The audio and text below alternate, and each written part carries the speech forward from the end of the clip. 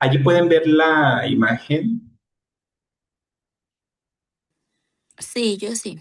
Ok, esperemos que el internet esté un poco mejor que en ocasiones anteriores, porque no sé dónde están ustedes, pero acá está todavía cerrado, el cielo acaba de dejar de llover o está muy, pues, un poco, así que a ver si nos deja trabajar.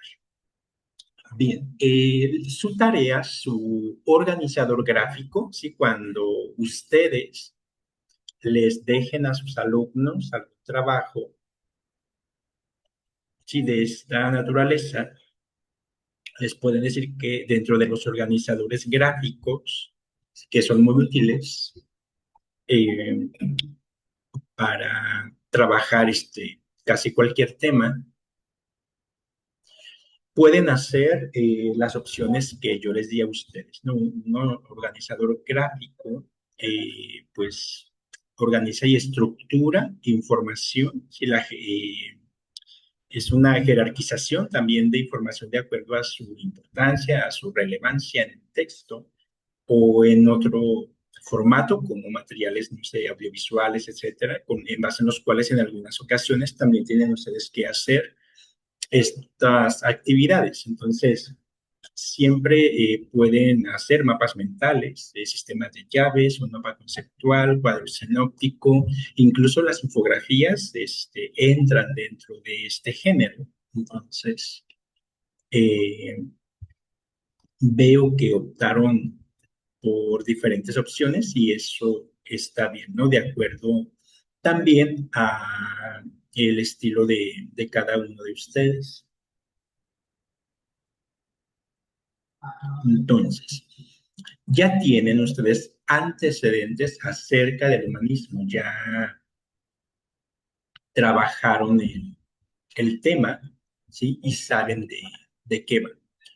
Lo que me parece que no venía en su lectura y que sí hace falta que ustedes sepan, porque esto se puede tomar ya sea como un modelo o un paradigma, digamos, que ha venido cambiando desde la antigüedad clásica, desde lo que fue el florecimiento cultural de Grecia y posteriormente de Roma. Entonces, este humanismo que nosotros conocemos nació de una forma distinta, ¿no? Ese humanismo greco-latino, como aparece aquí en la diapositiva, ¿sí? Greco-latino, ¿sí? Que correspondía a la antigüedad clásica de Grecia y Roma, o greco-romano también, ¿sí? um, tenía unas características, digamos, un tanto diferentes de acuerdo precisamente a la época, ¿no? Y en ese sentido, el término humanismo, sí, no se conocía o no se empleaba en la Grecia clásica. En lugar del término humanismo, sí, se utilizaba otro que es el que en su momento, ya posteriormente, sí, cuando los romanos conquistan Grecia y demás, traducen o tradujeron por humanismo, ¿sí? Y ese término que los griegos usaban para referirse al humanismo era el de paideia, ¿sí? Y este término, ¿sí? El de paideia tenía otro significado que se puede traducir también por pedagogía, ¿sí? O por educación, y que de alguna manera pues contaba también con su propio sistema, digamos, en relación a la educación o a la pedagogía y que ustedes pueden ver en autores que nosotros seguimos consultando en la actualidad, ¿no? Como por ejemplo, los griegos en la paideia, pues definieron también algunas etapas, digamos, eh, en la educación de los hombres, desde jóvenes hasta adultos, ¿no? Entonces, en ese sentido, estas etapas, digamos, pues nosotros las vemos en autores como Piaget, por ejemplo, ¿no? Con las etapas del desarrollo cognitivo, etcétera. Bueno, pues no son nuevas, no las inventó Piaget y vienen desde la Grecia clásica, ¿no? Y paideia, pues designa precisamente la práctica mediante la cual los niños, sí, son o eran llevados desde su condición inicial, sí, desde infantes, desde que los sustraían, digamos, de este hogar eh, materno para empezar su educación, ¿sí? Y de ahí hasta que eran adultos se buscaba, ¿sí? Que fueran adultos capaces de una vida responsable y para eso se los educaba a través de ese sistema de la paideia, ¿sí? Y también que llevaran una vida virtuosa y feliz, ¿sí? Aunque aquí nosotros tendríamos también que recordar que el virtuosismo, sí, era algo muy ligado y relacionado precisamente con la felicidad, ¿no? Y había, como decían los griegos, que comportarse como si los dioses siempre te estuvieran observando, es decir, haciendo siempre lo correcto o eligiendo en nuestro comportamiento y en nuestras conductas la virtud, ¿sí? Solo aquello que es virtuoso. Así tenemos nosotros que para los griegos, ¿sí? En la Grecia clásica, ser hombre significaba o quería decir ser racional, ¿sí? Tener esa capacidad de razonar, ¿sí? Entonces, ser racional a su vez quería decir para ellos, ¿sí? Tener la capacidad de controlar los excesos, ¿sí? Cualquier tipo de exceso. O incluso también buscar el medio entre los extremos, ¿sí? Entre la abstinencia y el exceso, ¿sí? De cualquier comportamiento, de cualquier conducta, de manera que para ellos, ¿sí? Y para los griegos, ¿sí? No se podía ser hombre en un sentido pleno, ¿sí? No se podía ser racional, ¿sí? Si no se adquiere, decían ellos, un cierto grado tanto de virtud como un cierto grado de saber o de conocimiento. Y de ahí la importancia precisamente de la paideia, de la educación, ¿sí? En donde precisamente un niño pues aprendía, ¿sí? Lo que debía saber para comportarse según los valores y los principios, ¿sí? De la cultura griega.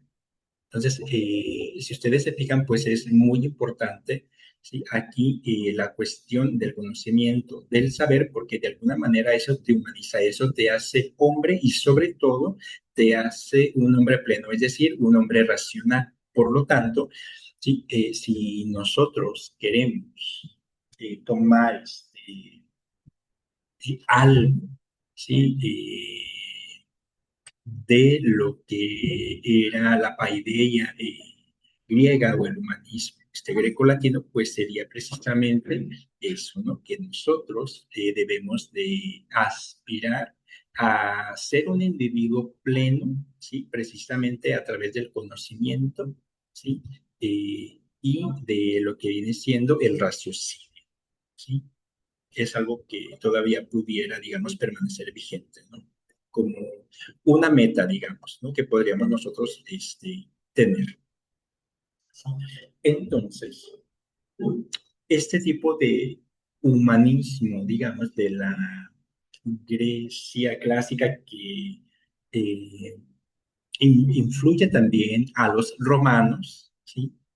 Es el que se retoma después, ya en el Renacimiento italiano, precisamente, en donde florecieron hombres como el que ustedes ven en pantalla, que es Leonardo da Vinci, sí, uno de los pintores más importantes en Italia del Renacimiento, o Miguel Ángel Buonarroti, otro pintor, escultor principalmente, que también era de Italia y que floreció durante esta época, ¿no? Entonces, estos artistas y otros pensadores, filósofos, etcétera, ¿sí?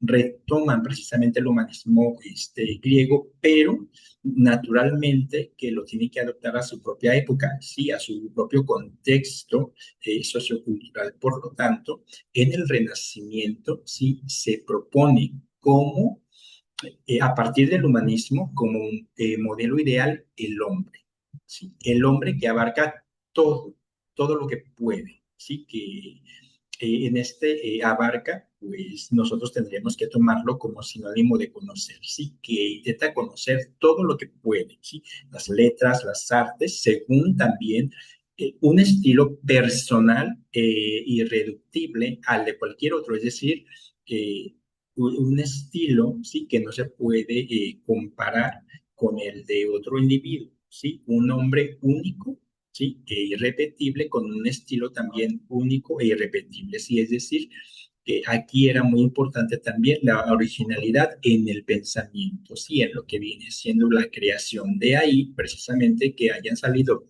del Renacimiento, ¿sí?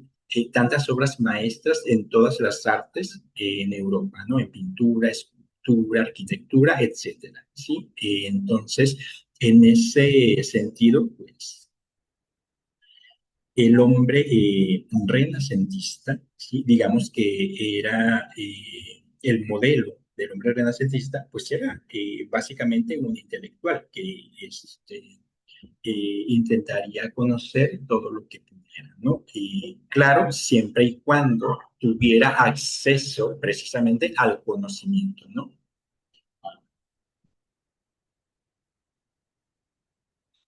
Entonces, este humanismo renacentista también tenía una meta, un objetivo en cuanto a los hombres, ¿no? Y era precisamente conducir a todos los hombres hacia la sabiduría, ¿no? Esto es muy importante, la cuestión del conocimiento, ¿sí?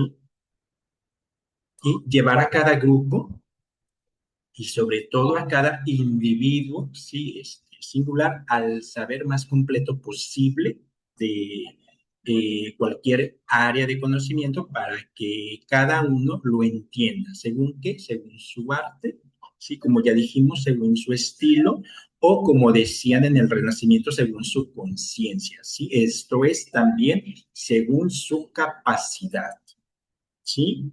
Porque naturalmente hay hombres que tienen una capacidad intelectual mayor que otros. Eso no hay duda. Entonces, en ese sentido, ¿sí? Era muy importante también esta cuestión de, el conocimiento, ¿no? De cultivarse.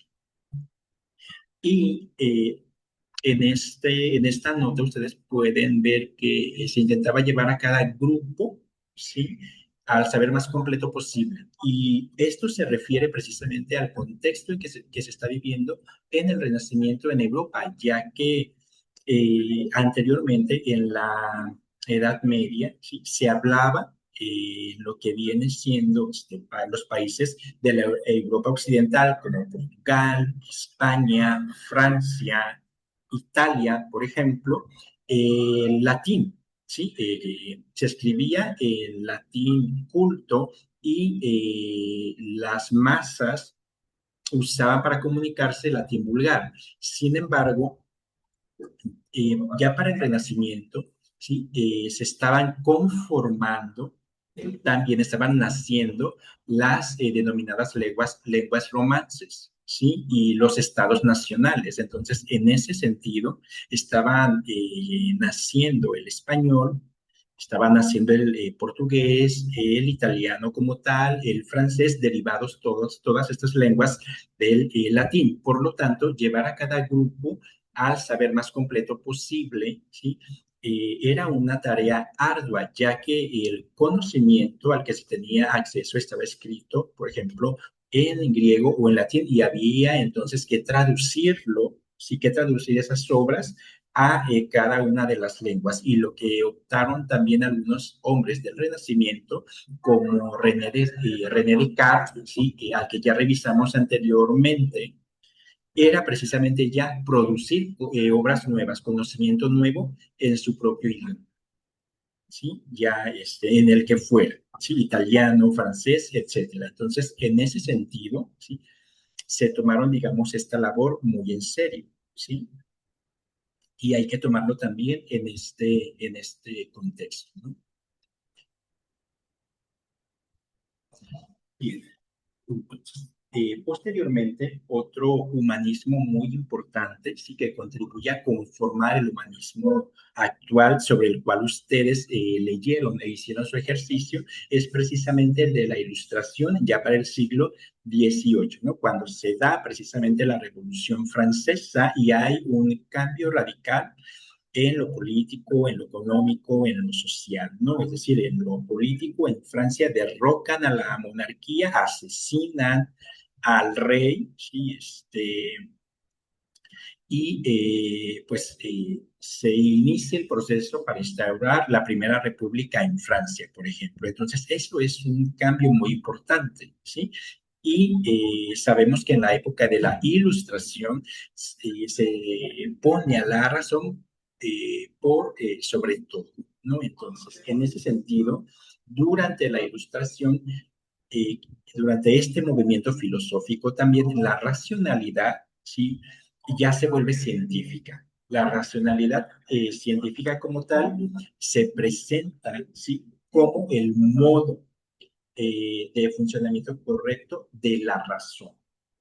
¿Sí? Porque aparte también hay adelantos pues científicos. Recuerden que ya se acepta, por ejemplo, también el hecho de que la Tierra gira alrededor del Sol y no al revés, ¿sí? Por ejemplo, o se proponen también eh, la fuerza de la gravedad por Isaac Newton, por ejemplo, ¿sí? Y eso les permite en ese tiempo también generar explicaciones acerca de otros acontecimientos que los científicos empiezan a observar y a relacionar con esta fuerza, ¿no? Entonces, en ese sentido, sí, es que debemos de tomar nosotros la racionalidad científica, ¿no? Como el procedimiento para obtener también un saber, digamos, seguro, ¿sí? Con una base firme en el que puedan concordar todos los hombres, ¿no? Es decir, a través precisamente de la investigación, ¿sí? Que los lleva a los mismos resultados, ¿no? Y cómo el camino para aprender también y practicar un comportamiento moral o ético, ¿sí? Y cívico, mediante el cual los hombres puedan abandonar lo que es la ignorancia, ¿sí? Es decir, acceder al conocimiento, abandonar la superstición, ¿sí? Por precisamente la razón y, en definitiva, pues la miseria, no tanto la miseria espiritual, ¿sí? Como la física. Y aquí nosotros no estamos hablando de negar a Dios, sino de superar lo que viene siendo la superstición y construir, digamos, una relación diferente con lo divino y por lo tanto con la religión, ¿no? Eh, y por lo tanto, en este sentido, la eh, razón durante la época de la Ilustración, pues es una capacidad natural del hombre que se valora más que ninguna otra, ¿no?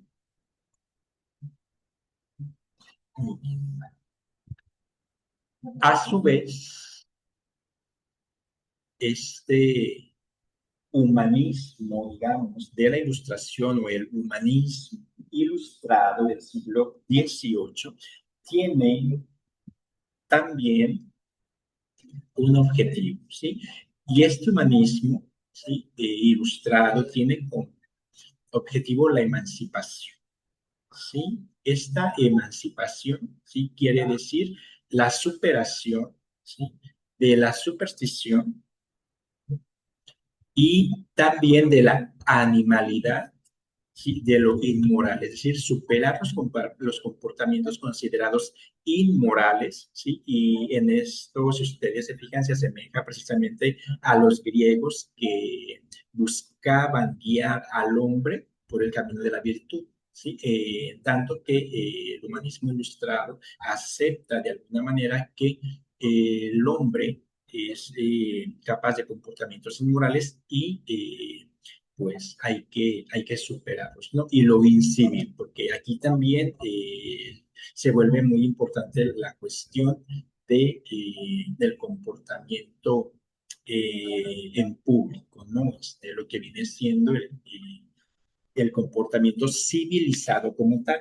¿Sí? Y también combatir pues la ignorancia y la estrechez mental de los hombres analfabetos y los hombres rudos en su comportamiento, ¿no? Entonces, si ustedes se fijan, el humanismo lo que busca precisamente es crear al hombre pleno, ¿sí? Sí feliz, pero también racional y además de eso, responsable de su propio comportamiento, ¿sí? Y además de eso, particularmente en lo que viene siendo la época de la ilustración, pues nosotros tenemos también que tomar en cuenta que hay en algunas ciudades un proceso, sí, en los centros urbanos hay un proceso de urbanización precisamente pues más intenso que en épocas anteriores, debido también al hecho de que las enfermedades, ¿sí? Mortales disminuyeron y esto permitió, ¿sí? Que la población de estos centros urbanos creciera, ¿sí? Entonces, en ese sentido, ¿sí? Pues había que comportarse civilizadamente, ¿sí? En estos espacios. Y si ustedes se fijan, hay una relación, ¿sí? De este objetivo con algunos de la nueva escuela mexicana que está precisamente, ¿sí? Influida por el enfoque humanista y es precisamente uno de los saberes, ¿sí? De la nueva escuela mexicana es saber convivir. Si no solamente saber ser, sino saber convivir y apunta precisamente, ¿sí? A el comportamiento civilizado, ¿sí? Que se les enseña a los jóvenes, ¿sí? Tanto de preescolar, primaria y secundaria, ¿sí? A través de los diversos campos formativos y diversas asignaturas. Entonces, si ustedes se fijan, ¿sí? Hay algunos rasgos, algunas características y principios del humanismo, ¿sí? Desde que se originó hasta nuestros días, que aparecen, ¿sí? Y lo único que se ha hecho en cada época es, de alguna manera, pues actualizarlos, ¿no? Pero ahí están, ¿sí? Y buscan eso, ¿no? Formar precisamente, pues, hombres humanos, ¿no?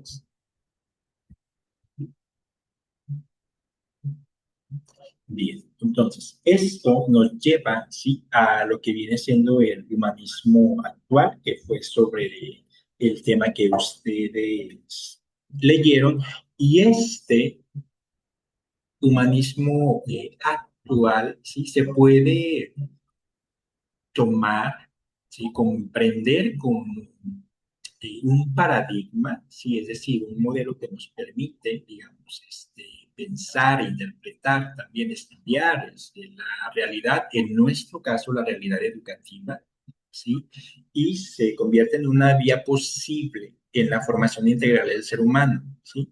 Entonces, esto de la formación integral, ustedes saben que involucra, ¿sí? Las diversas esferas del individuo, de los alumnos, ¿sí? Es decir, la esfera intelectual, la emocional y la física, ¿no? Y a través de las diversas materias se intenta, ¿sí?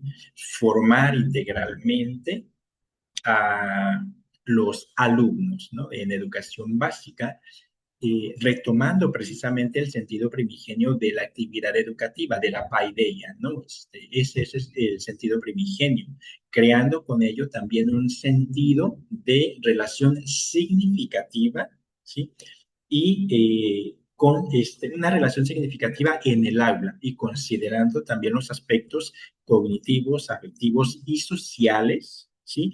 Pero en este caso ya no solamente del estudiante, sino también del profesor, ¿sí? Es decir, que ya se reconoce también, pues, que el profesor es un individuo, una persona, humano, y por lo tanto que también, ¿sí? Tiene y lleva consigo todo el tiempo estos aspectos, ¿no? Lo cognitivo o intelectual, lo afectivo y lo sociocultural, ¿no? Y también estamos determinados por estos elementos, ¿no? Entonces, en ese sentido, pues se tiene que atender, sí al alumno, pero aquí también ya se tiene que considerar al profesor, ¿ok?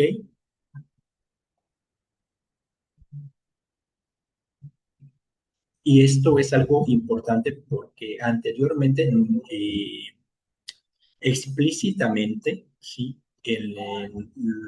La época actual, por ejemplo, durante gran parte del siglo XX, ¿sí? Esto se había dejado de lado, ¿sí? No se tomaba en cuenta precisamente la individualidad o el humanismo, cultivar el humanismo tanto en los estudiantes, sino que más bien para guiar su comportamiento se hablaba de reglas, que estas eran rígidas, ¿no? Había reglas en la escuela y te enseñaban que saliendo de la escuela había reglas o leyes en la sociedad civil, ¿sí? Pero ahora se apela precisamente a nuestra comprensión de la ética, ¿no? A que nosotros conozcamos lo que está bien, lo que está mal y decidamos, ¿sí? Eh, comportarnos de acuerdo a la virtud, de acuerdo a lo que está bien. Y además de eso, pues sabemos nosotros también que el profesor, ¿sí? Es también en algunas ocasiones un modelo para los alumnos. De ahí que tenga también que cuidar su conducta, ¿no? Y la manera en la cual se relaciona con sus alumnos. ¿Ok?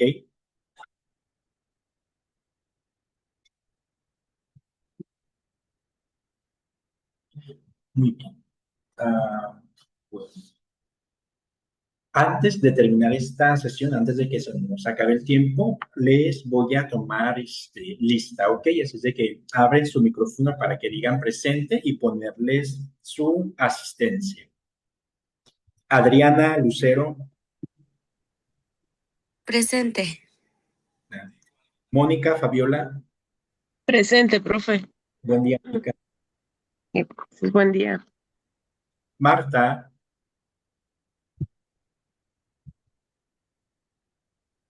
José Carlos, Presente.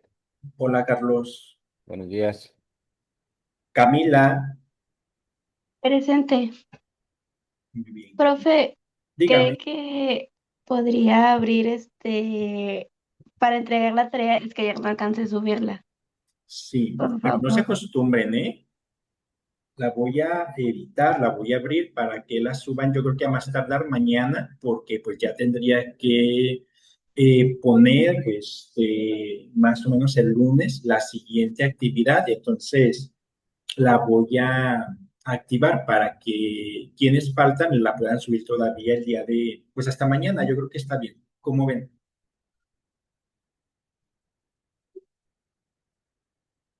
¿Sí? Sí, profe. Ok. Nada más me acuerdan al final porque y para que no se me olvide y editar la actividad, por favor. Y Natalie, Presente, buenos días, profe. hola, buenos días. Muy bien. Entonces, bueno, voy a terminar esta sesión y les comparto el enlace para la segunda, ¿de acuerdo? Ahorita los veo. Gracias.